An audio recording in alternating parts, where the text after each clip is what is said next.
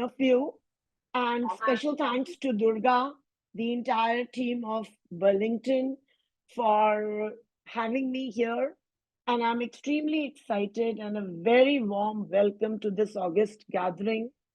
Who has joined the session, probably across the globe? The very fact that you have taken this conscious step to empower yourself and invest in your own learning, you have already started reinventing the wheel of education. Again, a special thanks to Burlington English to have taken this most noble initiative to empower the educators to leave no stone unturned to the last mile by leveraging technology. I welcome you all to this webinar on inquiry-based learning, stimulating curiosity. But let me start with a simple question. It is going to be an extremely interactive session, and I urge you all to punch in your responses to this question of mine. What if gravity disappeared for 5 minutes?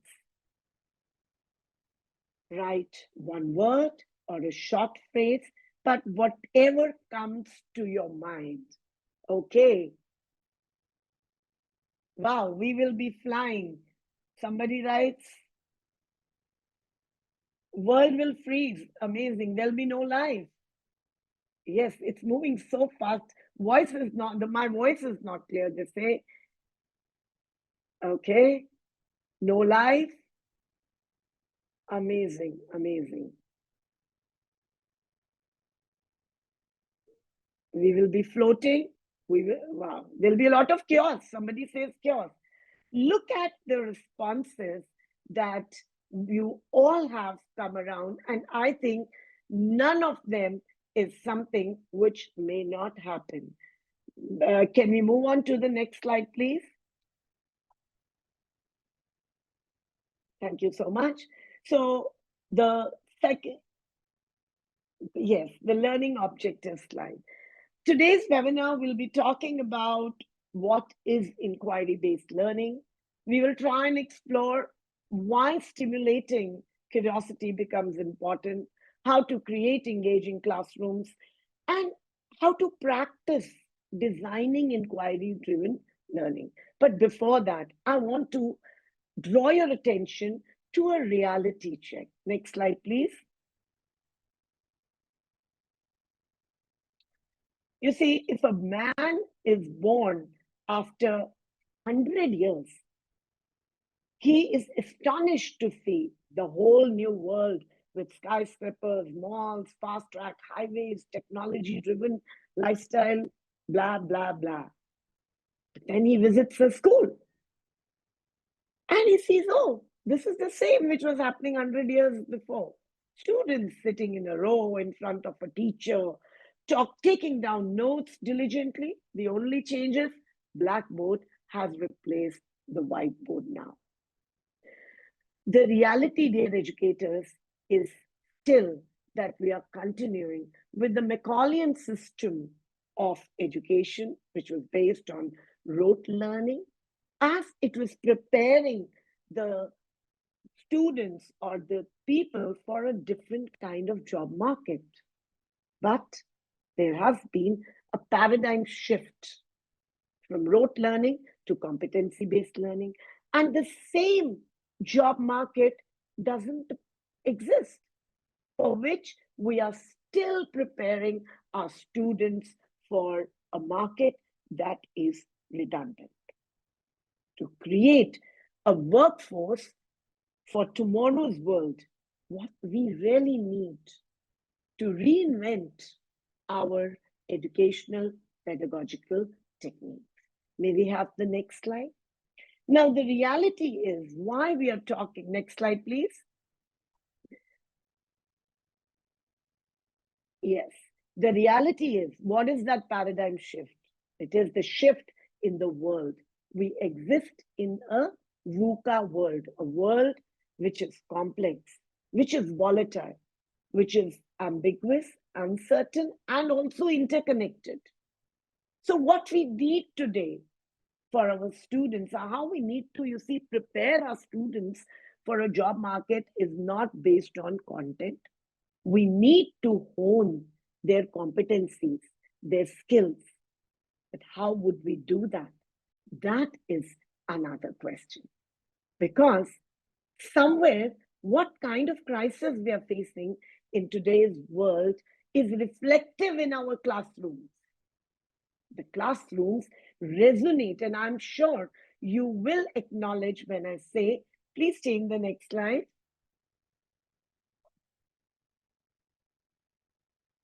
When I say that the classrooms resonate with disconnect, disengagement, distraction.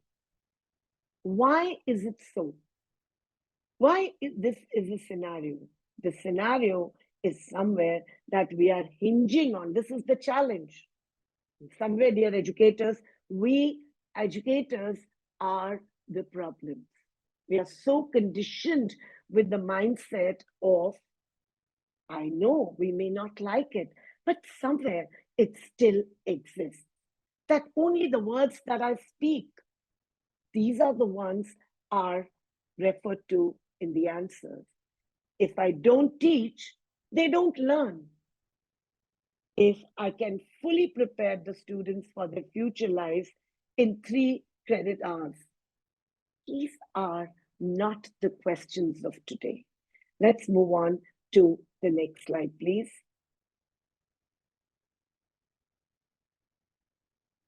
In your front of you, you have, maybe move on to the next slide. Yes, thank you. Today's world is driven by a knowledge economy. It is not a capitalist economy. And so, next slide, please, where it talks about the curiosity-driven questions. Yes. Now, this knowledge economy is based on and hinges on something that is known as curiosity. What if the animals could understand and reply to us? What if everyone in the world spoke the same language? What if there were no teachers? You see, children are natural born questioners. I'm sure each one of you would have children posing questions like, what happens to the butterflies when it rains? Where does the moon go? Sun goes at night. These are not just irrelevant questions. These are laden with curiosity, and these are the starting points of inquiry, a deep exploration, and wonder. You see, a child's world is full of curiosity. So how do we, as educators, nurture this natural desire? This somewhere we forgot. We were already in a beautiful system before the onset of the British Empire. We had the Nai Talim, we had the Rabindranath's Abode of Peace, and these were and the Gurukula system. These were very, very hands-on systems. But somewhere we restricted ourselves into content, into structure. So, you see, curiosity is that compass, is that needle that is going to guide your learners to explore the world. And that is what is required. What is required is competencies. What is required is skills. Because we really don't even know what content is going to exist in the next 30 or 20 or 15 or 10 years. At an average, each child who is going to step into the job market after 10 years is going to change at least 5 professions. And I don't mean jobs. So what is it we need to prepare them with? Competencies and skills. And inquiry-based is an approach which helps promote critical thinkers. I do understand that it is easy for me to deliver this webinar. It is easy, but not so easy actually, giving up your Saturday evening for this, to even take these lessons.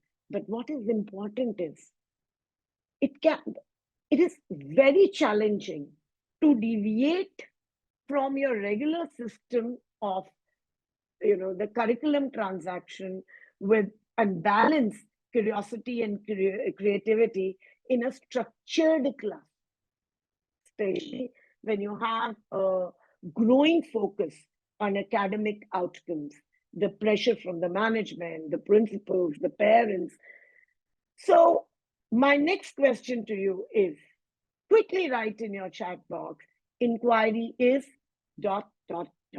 What do you mean? What is it that comes to your mind? Please don't give the Google answers or anything. Just what do you think inquiry is?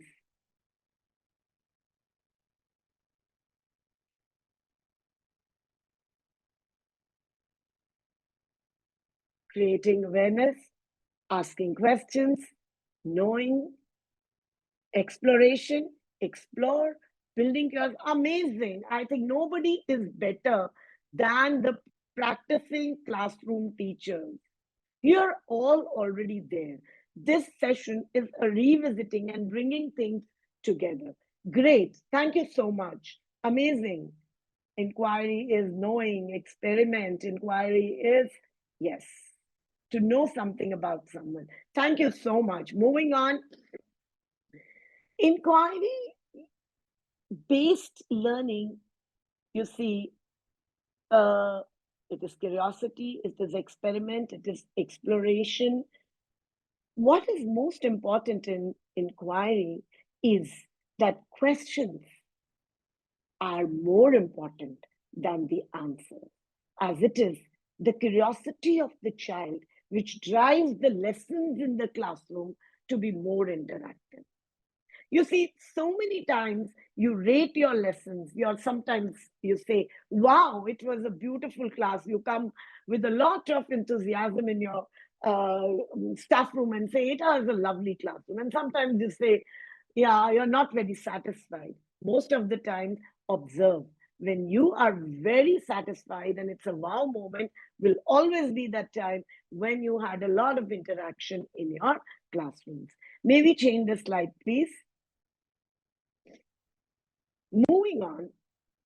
So there is a shift from, essentially, as educators, I would like and draw your attention to.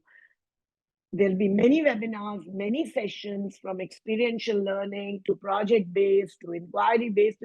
But the main thrust you must keep in mind is to shift your pedagogy from passive teaching learning process to active learning. When this happens, all of them, all these things come under that one umbrella, whether it is inquiry-based, project-based, play-based. All of these pedagogies come under competency-based education. So these are not, they do not exist in silos. They are all very interconnected.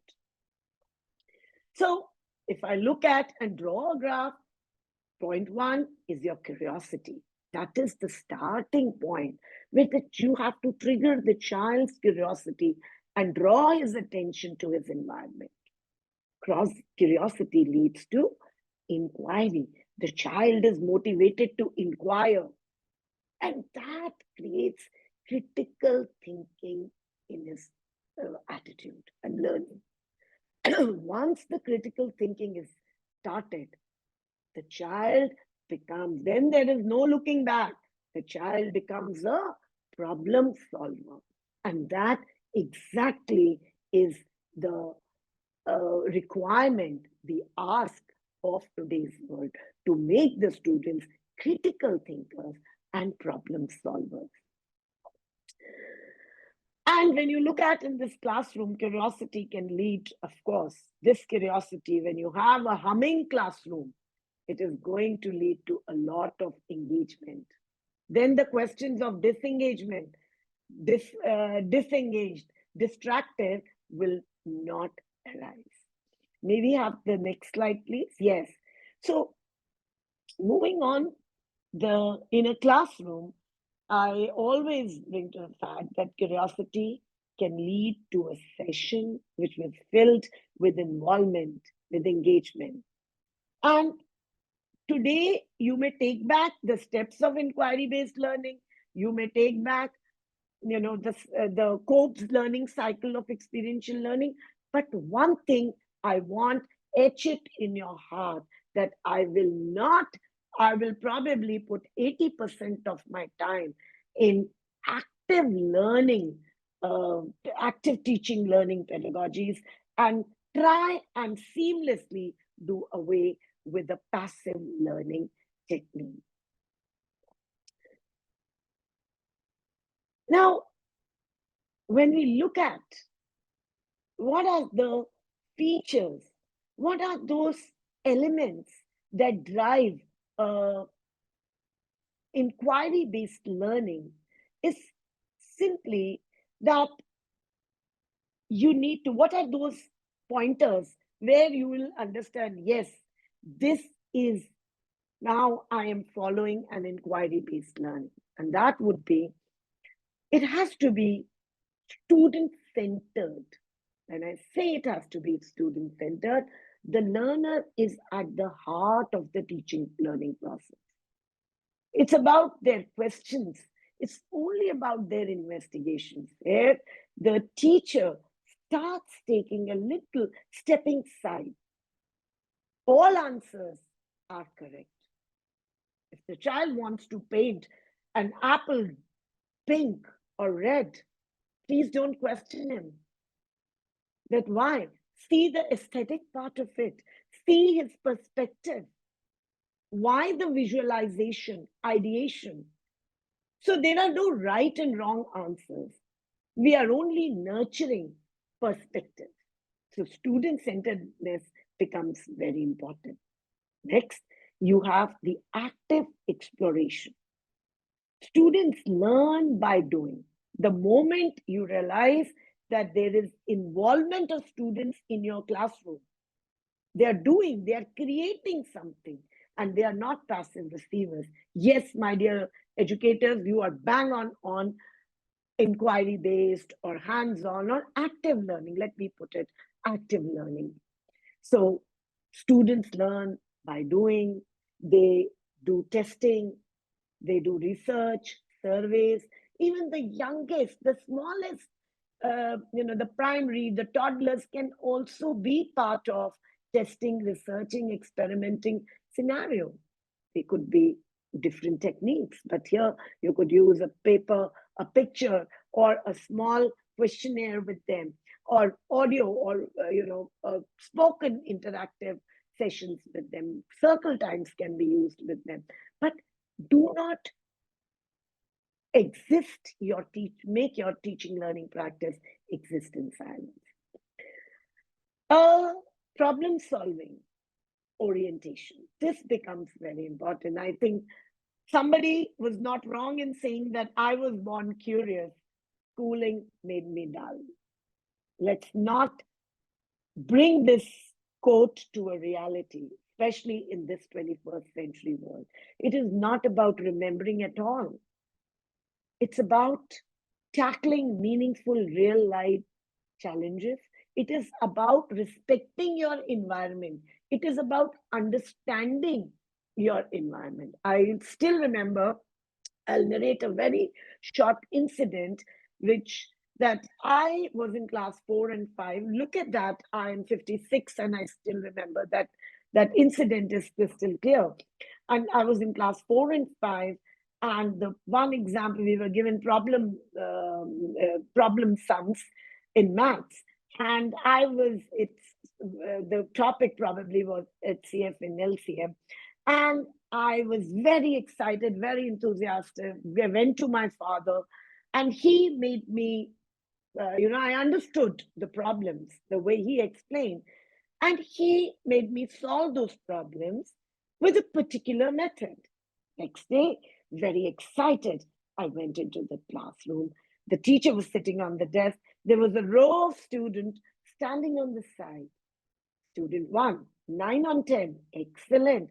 Student 2, 10 on 10, excellent.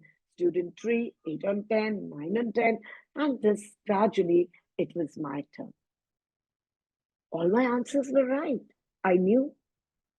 The teacher looked at my answer and loudly yelled at me and crossed the page with a red pen, a line.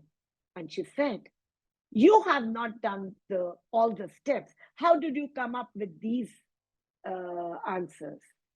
I will not mark you." And I probably got a 4 on 10. I was crying. I felt the group of students who felt I was very intelligent.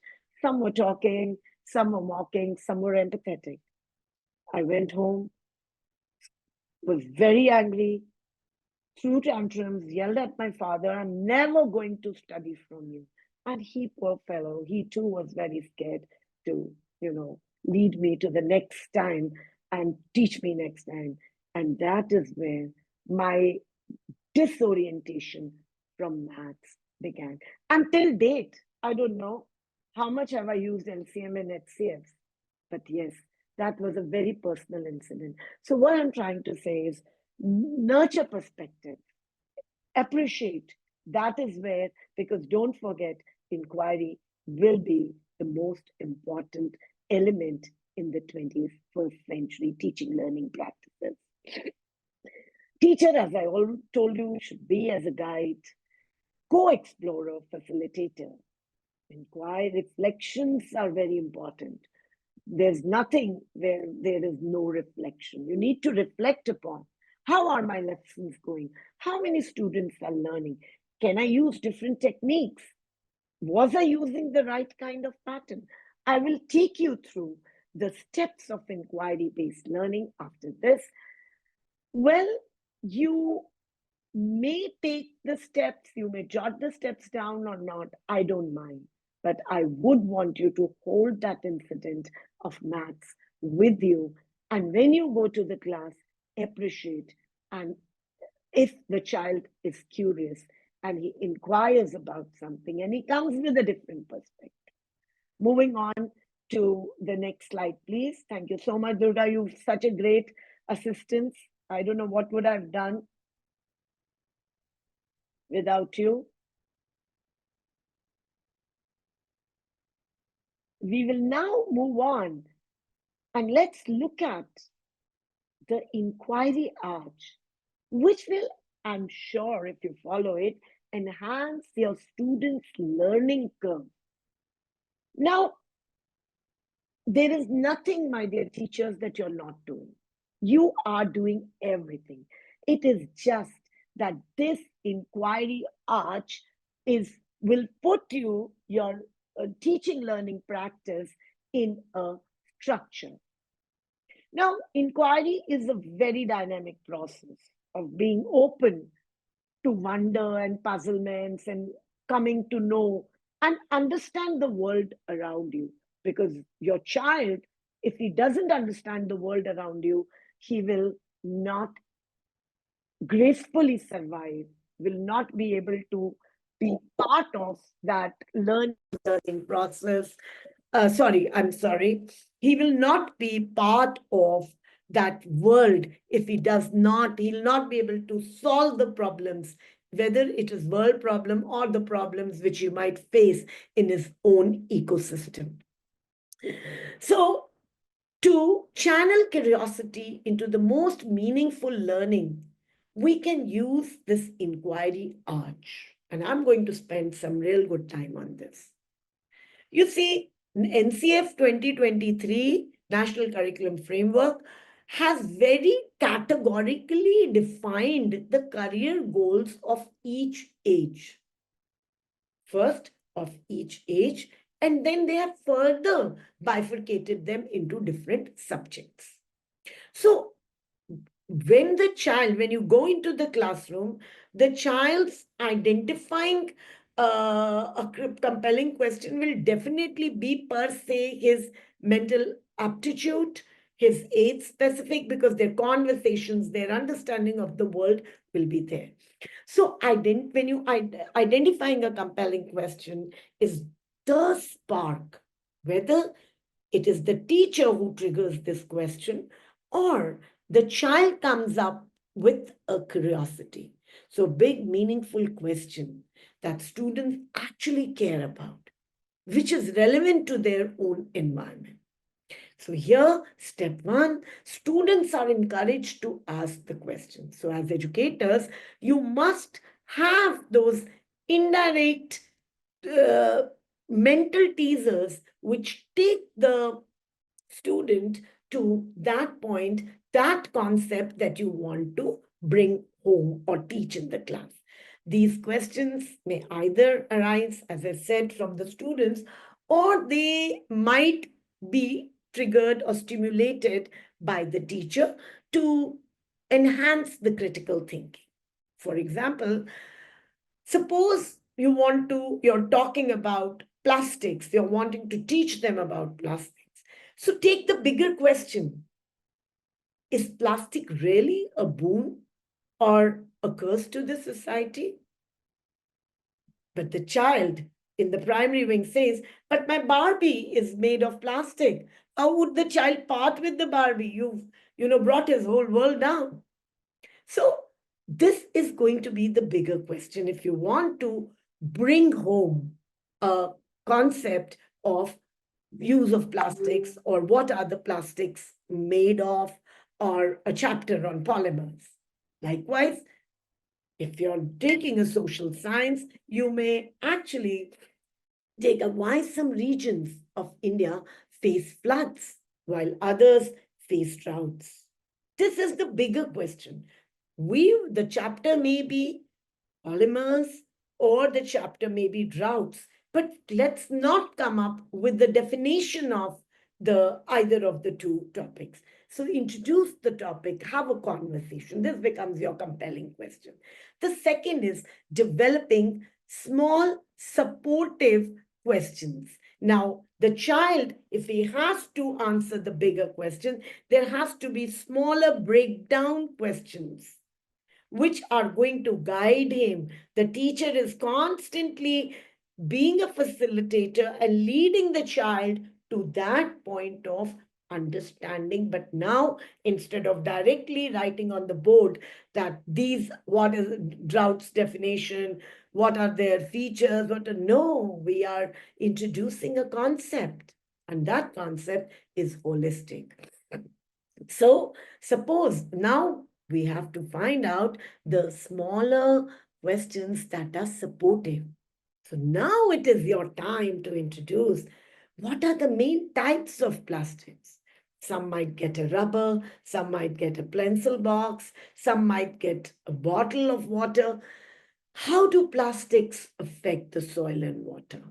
Immediately take the child into the critical thinking mode. Integrate your lesson with the SDGs. That is an important aspect of your national curriculum framework. This is where every chapter, every concept can be linked with sustainable development goals, because those are the white paper. That is a living document for a harmonious and sustainable society and environment. So we cannot neglect. And so the smaller questions would be, how do plastics affect soil and water? Normally, if you see, these questions used to be towards the end in the chapter, but now these questions take the center stage. They take the main near to far. Can we find alternatives to single use of plastics? That could be another question. Again, this is the time. How does deforestation, cutting of trees, contribute to droughts? Or has any government taken steps to manage floods and droughts? That's the questions. That is what I'm saying. Most of the time, your chapters started with the basic information, leading these concepts, but now you can turn, and I think the current books will have that.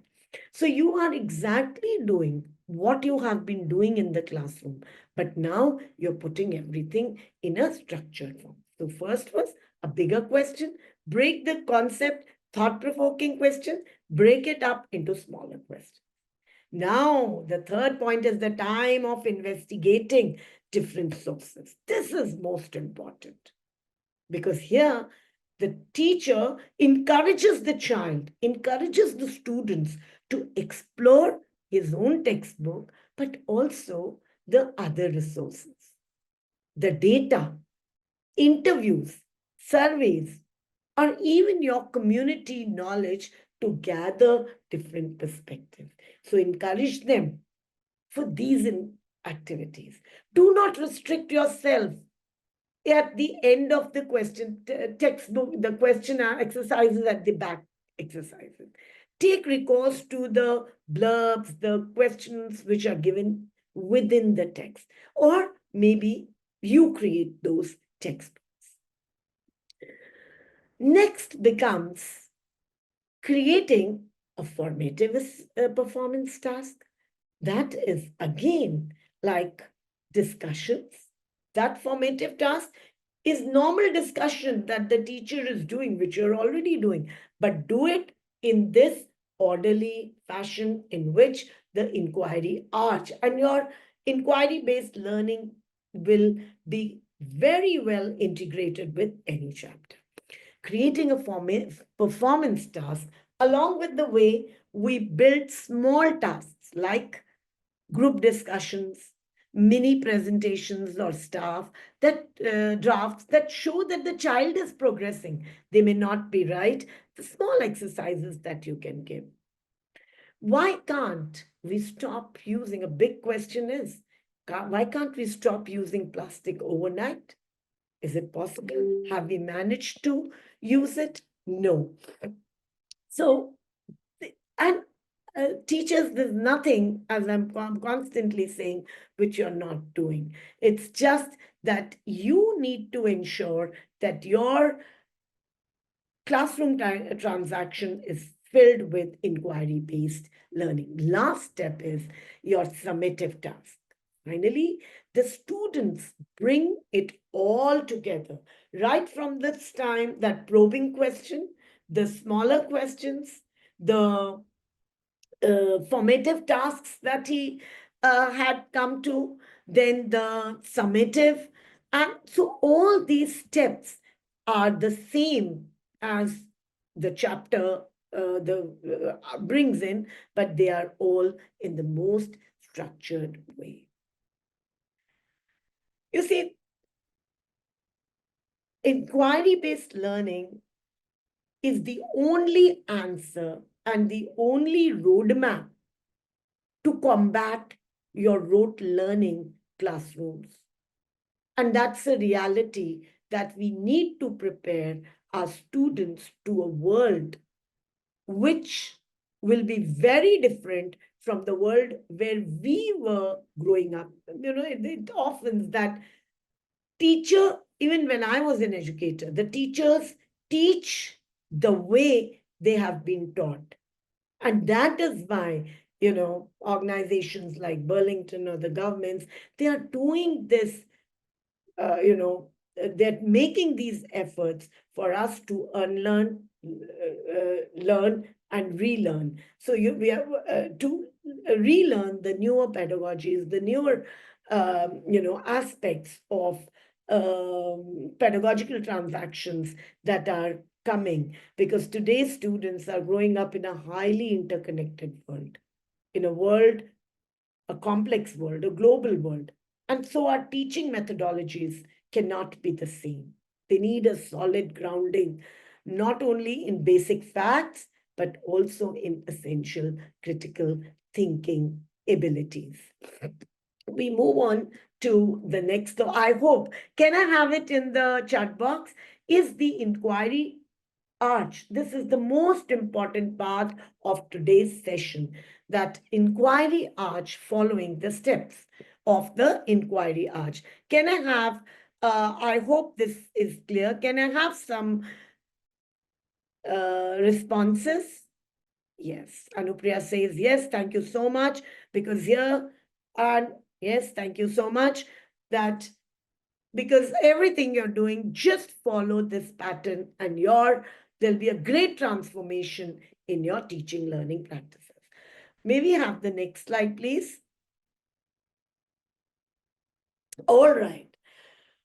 So today I'm going to introduce you, not just introduce, you're already aware about three pedagogies. And as I said, let it be a refresher course in terms, because your inquiry-based, curiosity-laden, inquiry-based learning cannot exist in the chalk and talk method. So what are some of the techniques that as educators you can use effortlessly in your classroom? So I have brought in here three techniques. One is the experiential learning approach, the other is project-based, and the third is play-based. You're using all of them. Yes, very right. Dhansiri says activity-based. Yes, the transition from passive to active, activity-based. Thank you so much. Thank you. So gamification, excellent. Role play, amazing. See, activity-based, amazing. Thank you so much. This is so good that we have a great you know, group of educators who are so responsive, who are so, you know, active. So moving on to the first, next slide, please. Can we move on to the next slide? Yes. This is experiential learning. Previous slide, please.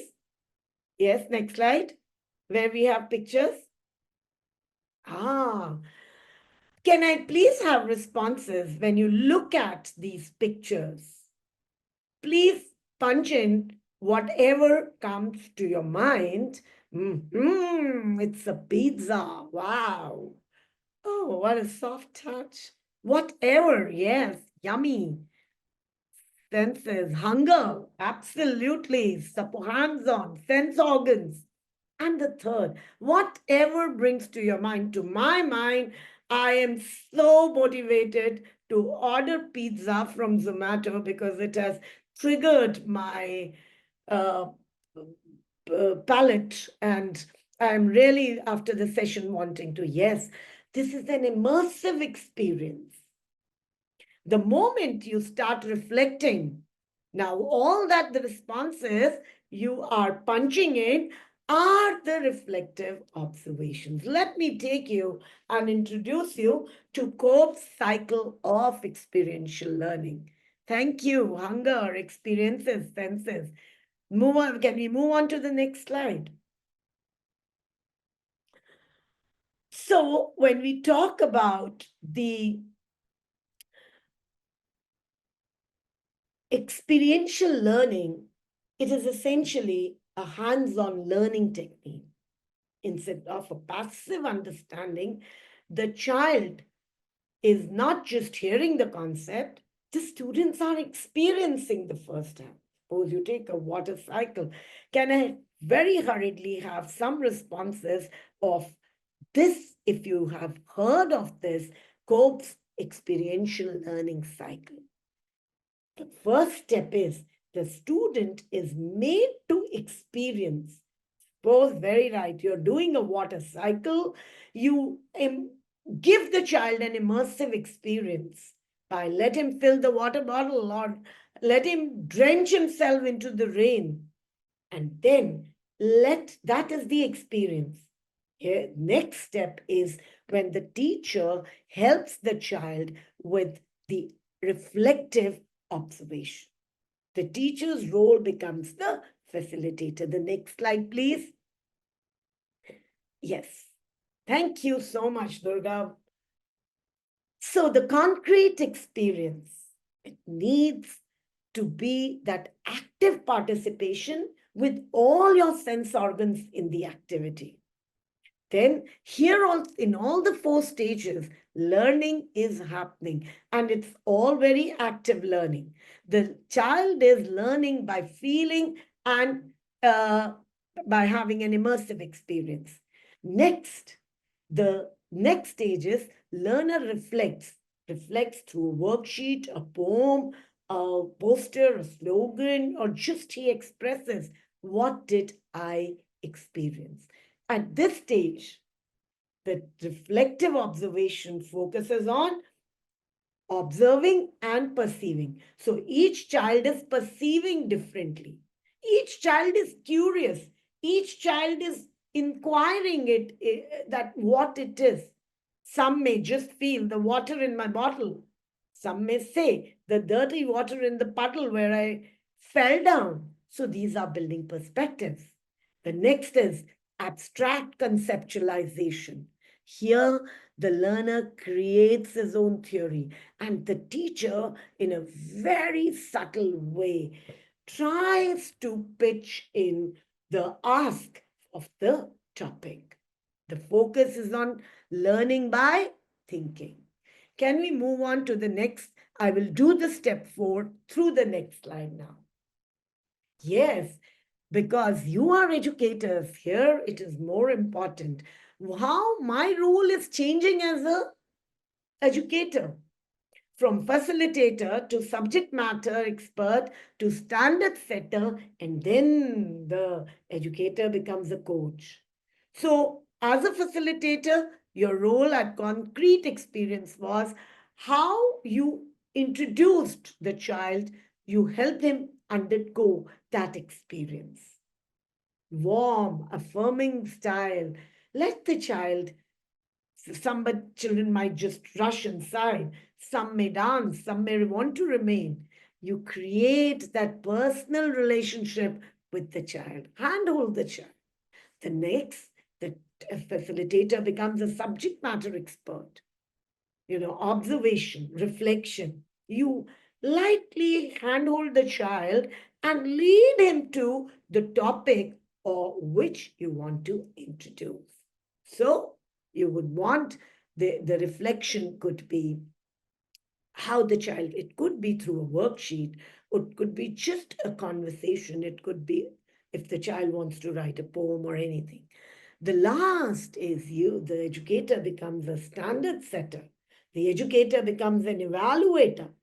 Objective results. You are now taking the child to the chapter, probably the water cycle.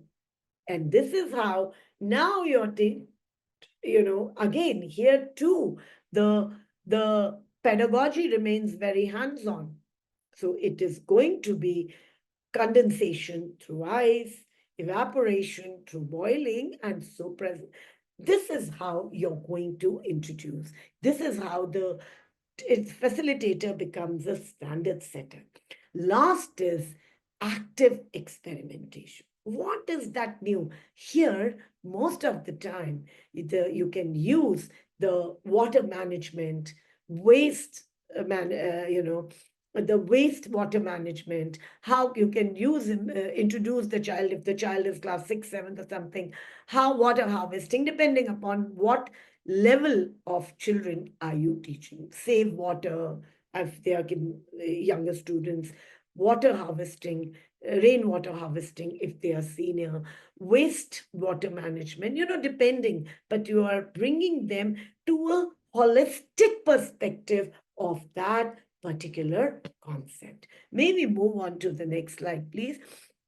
Ideally, teachers, I always recommend that in your academic session, you must do 3 experiential learning lesson plans, 1 project-based learning problem, a project-based, or problem-based pedagogy, and every lesson should have an active teaching, activity-based or play-based pedagogy. Now, when we talk about the project, next slide, please.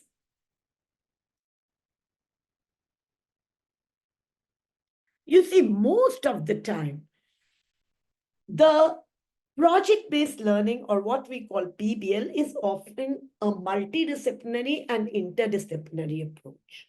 It's a long-term, student-driven approach. The student has a voice and he has the choice to select. So as a facilitator, you do not thrust the project on them. You collaboratively bring out this discussion, even though you have decided as a teachers group that what is the project you want to introduce, where learners work on projects and that they find out real world challenges. And so, as I said, students' voice and choice becomes very important. So, for example, student might be asked to create a plan for, reducing waste in the school. To do this, they need to research, they need to interview, they need to go to class and encourage them and see that is the waste being uh, thrown in the same dustbins, or maybe introducing different, how the waste is then being, so students will have to interact with other students will have to interact with the helping staff, students, as an educator, they'll have to have those discussions with the principal, look at the growth that the child gets during all this. But project-based learning can only be one in, because it is a multidisciplinary. Your project will have maths, science, English, SDGs, social science, everything integrated. So all teachers will come together to, take the project-based learning forward. Did you see the slide? Again, even in the project, whether it is the project-based learning or it was the experiential learning techniques, all of them follow a pattern which is very near to identifying a problem and a challenge. So inquiry based again is a concept that you can keep applying in any of your classes. So even with the problem based, you can apply, project based, you can apply identifying the problem. Children are curious, they plan and research. Please note down, anyways, this slide will be on our YouTube channel. These are categorical steps which, as educators, if you will take, your task becomes easy. And honestly, you are already doing all these activities. Just channelize them and you see your classrooms will vibrate and resonate with so much of engagement. And the initial problem of, disengagement, distraction, because teachers, children really don't want to know what is written in the books, because do not restrict yourself with those 2.5, 3, 4 chapters of your textbook. Go beyond the textbooks. And always see, questioning is always more important than answers. So as an educator, focus, encourage the children to question. Ask, make them ask them to formulate questions. Because writing an answer is very easy. Forming a question requires critical thinking. So yes, you need to encourage the children. In fact, ask them to formulate five questions, and I will give you the same question in your formative assessment. They'll be so excited. And those are little techniques. Just go for it, dear teachers. Next slide, please. So project-based learning, all of them, there is a lot of collaboration. In fact, I would encourage your PBL to be number one as teachers of the same grade. Suppose we are looking at grade 5, you can always come together, have a class specific meeting and decide a project for the year.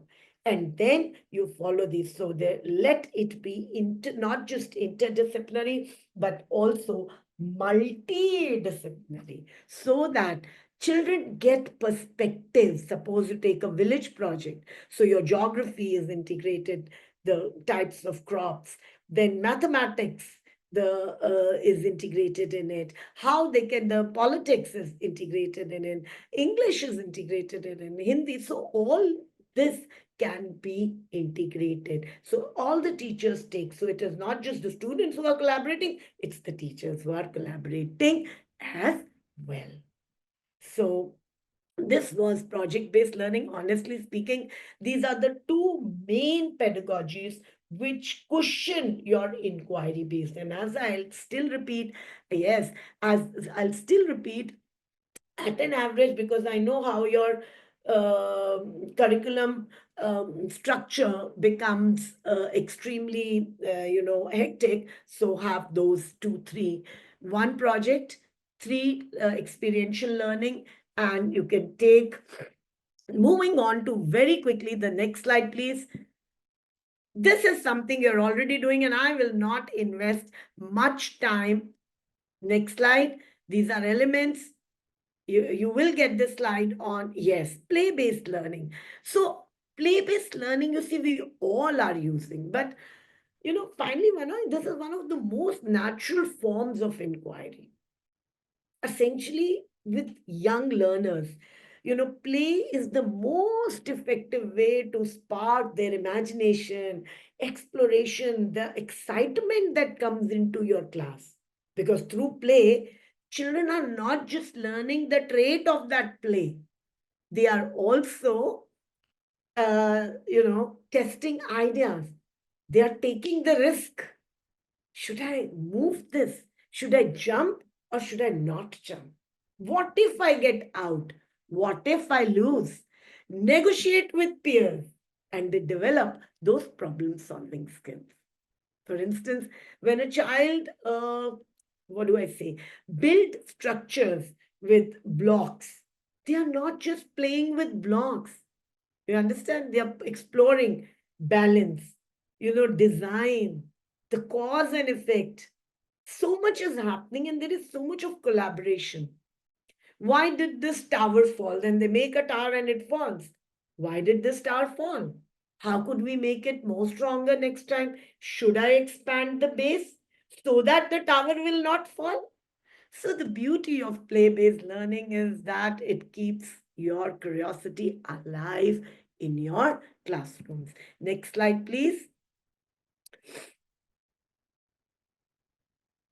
Next slide, please. Yes, we've done this. We've covered, because yes, play is a medium of exploration, trials and errors, improvisation, manipulation, acting on. Look at so many skills and competencies.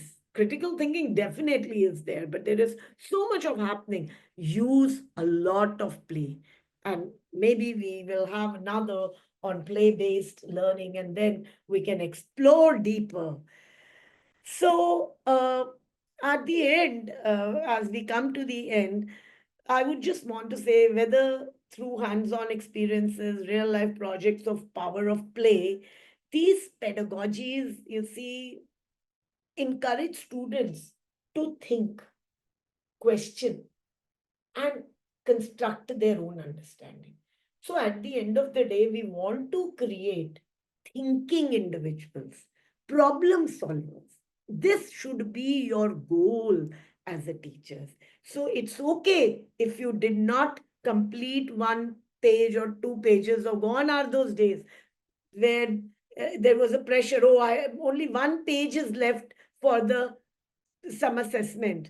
It's okay to move on to a holistic teaching learning methodology. May we move on this next slide, please? So here's such a beautiful example that I wanted to take of, just exploring that how, river pollution in India, that is one of the most critical aspects. So whether it is your science, your social science, your geography, your English or languages, everything can be connected. The river pollution is a major climatic concern. This is a life-threatening thing. So, the degradation of aquatic ecosystems due to pollution undermines this biodiversity. How this water pollution also has an impact on our ecosystem, our environment. What are the strategies? So instead of teaching them, what if you could give them a little project to survey, to look around their, rivers? And one thing I again would want to bring home, align your whatever stream you're teaching with sustainable development goals. They are the mother document for a harmonious, a peaceful living in this world. So, with this, I come to the end, and this is such a beautiful slide which has so much in it. Of course, yeah. Now, yes, there are other activities, but we can, since we are running out of time, and this will be there on the screen in the, the YouTube, our channel. We can all, the other is building perspectives. Next slide, please. I'll just take 30 seconds so that I don't keep you away on it. So, it becomes very important to teach them how taking perspectives from media. This is such an important. Why is it important to check multiple sources when getting information from media? How can different sources provide different perspectives? So this is not just by hopping one channel or the other, but actually discussing with people who are there, or trying to. So these are some of the ways that curiosity can lead to inquiry and critical thinking. With this, we come to the end of the session, and I would really encourage you to kind of let me know, how did you like the session? How was the session? How we can improvise in it? And we are open to Q&A. Thank you so much.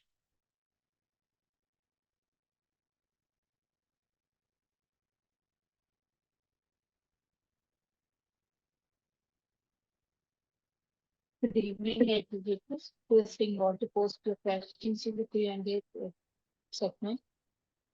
So, ma'am, there's a question to Deepika, ma'am. What is the recommendation time duration per topic? Can we Per stop? topic? How to treat the moment? Just a moment. Yeah, Can we yeah, stop? sure. Yes. Now it's yes. Now, Durga, tell me. So there's a question. There's a question from ma'am. What is the recommended time duration per topic? How to keep the moment through this time? Come again. What is the time duration for Per topic, per topic, per per topic? topic. Okay. How to Yes. yes. I will tell you. Now, that's why I said a project-based learning will not happen in less than 3 months. So, as in your timetable, of course, this you can start with the next academic year. You will structure a PBL period. So, one period every week will be PBL for every teacher of that class. Of course, you will have a common period that will be just thrice, where you have interactions, where you talk about the project.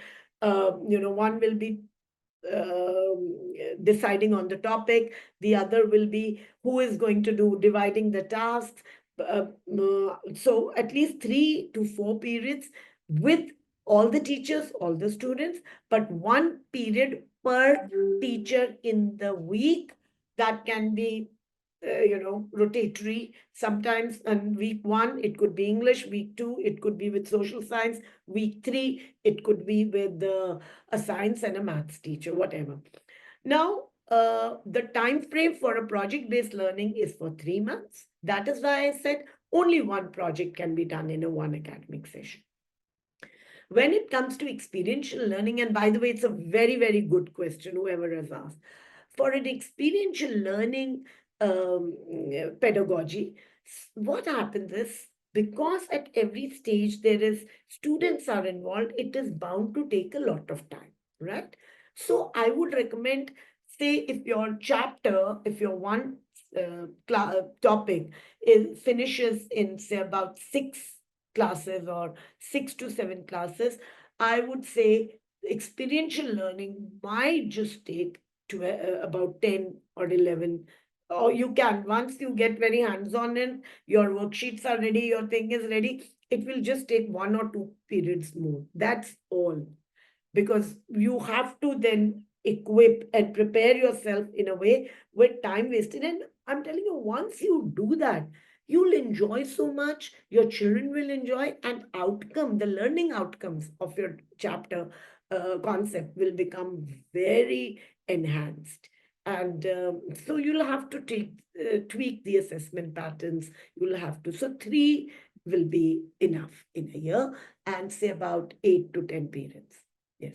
And for play-based, I told you that play-based, so you are already including, you ensure that, of course, for younger classes, say one play activity in between two chapters, so that the child gets to know. We are not completing the syllabus with these. We don't focus on that. Focus on that, does the required competency is fulfilled through this activity. That is to be your focus. So again, play based could be 1 or 2. Yes. I hope I There managed to is clear your doubt. there's one more question, ma'am. How can Yes. we make sure the parents guidance is limited so that the child can enhance his or her own skills independently and learn to take ownership for research work sent home? See, when I said that it is a paradigm shift, it's and change is never very soft. Change is painful. Now, for the parents, it is very difficult when the child is researching. They say the child is always on the internet. We don't know what is he doing. So it is important to have certain sessions, or before your um, before you start the activity, a note from the teacher should go and have those sessions, because even national curriculum framework talks about we need to now keep parents, teachers, and students together. And now parents are becoming very aware, because they know what is required. So parents will have to be oriented, and I'm sure before start of an academic session, each of the schools have these orientation programs, and you can always talk about that there'll be certain hands-off activities which will require the child using technology, and which may not have the traditional homework pattern. So you have to kind of brief them, because no, everybody is open to change. Everybody wants their child, whether it is a teacher or a student, a parent, they want their child to perform, to excel, right? And there's one more question. Uh, Yes. it should it should also implement according to the class wise. This type of learning should be there now. Very, very intelligent question. Yes, especially the project-based learning, you can club class 4 and class 5, but you cannot club class 4 and class 7. But normally what happens is project-based learning happens with one class group. So class 4 will have one project. Like when I was teaching way back, we did Project Village. We did Project Newspaper. We did Project Khansama, which was so all of them had, but that was very class. It is advisable, not that you can't do, but it is advisable and manageable also, because all the teachers of the same class group, because you also have to see the operational and logistics part of your, yeah. One last question. How Tell can me. we implement this play-based learning in senior classes pertaining to the subject of English and math? Play-based learning. So the kind of plays Yes, ma'am. become different. So even if it is a Sudoku, that becomes a play. A crossword becomes a play. So play has to change. Gamification. It becomes gamification. In younger classes, we might say play based, but in the senior classes, we talk about gamification. And what are the skills? Of course, in a class of maths or in English, of course, play based is not just your physical play or something. Even a mock, a mock parliament or a MUN is a part of a gamification, a play based, because they are coming out. It does not mean that we just need to do, board games or physical games. Play depends, varies from class to class. So there are mental and cognitive plays as well. So gamification is an extremely important part of, you can use that. So in math class, you can use those. So instead of giving those problem sums, you can give problem sums with a different crosswords or a Sudoku kind of things. And there are many other, which I'm sure you can research and get to know. Thank you so much, ma'am. Thank you, everyone, who made this possible. Your support and the presence means a lot. Let's keeping moving forward together. We've learned a lot of things regarding the play-based learning, activity-based learning, project-based learning. One new theory, which was called COBS, implementation of the thing, which is extremely tremendous, which we can implement in the classroom. Thank you so much for your session, ma'am. Thank you so much for all Thank the you so much. participants who have actively participated in the session. Thank you, ma'am. Thank you so much, and happy teaching and learning to each one of you. Please introduce inquiry-based teaching learning techniques in your pedagogies. Thank you so much, Burlington, for giving me this opportunity.